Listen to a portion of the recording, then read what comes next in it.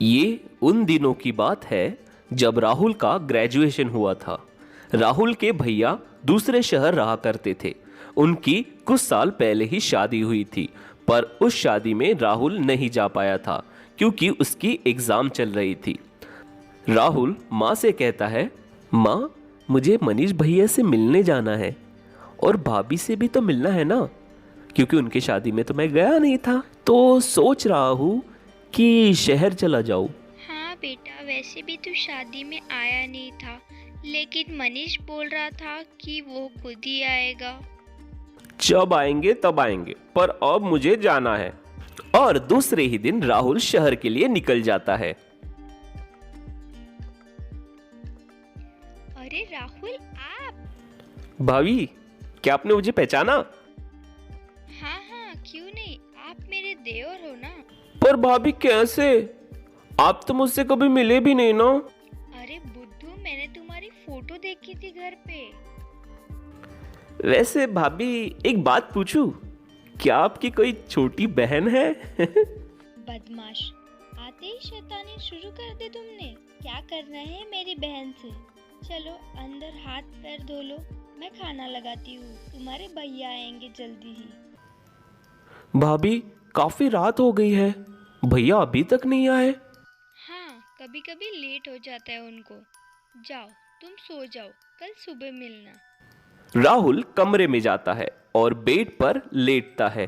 तभी उसको नींद आ जाती है। कुछ देर बाद राहुल को जोर जोर से आवाज आती है, जैसे कोई झगड़ा कर रहा हो।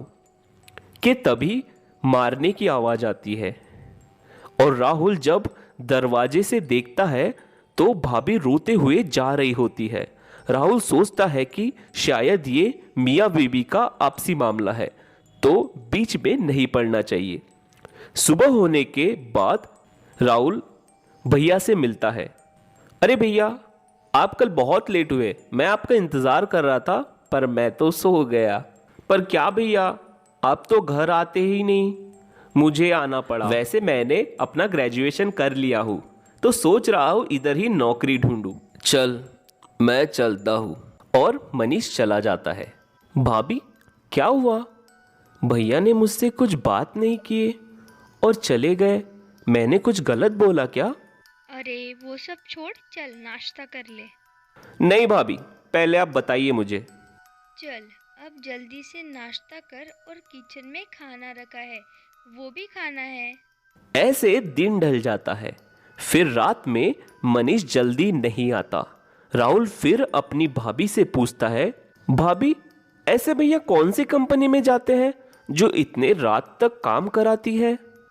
कविता कुछ नहीं बोलती। थोड़ी देर राहुल और कविता दोनों चुपचाप रहते हैं और फिर कविता कहती है, चल राहुल, तुम खाना खा लो, भैया आए तो मैं तुम्हें उठा दूंगी।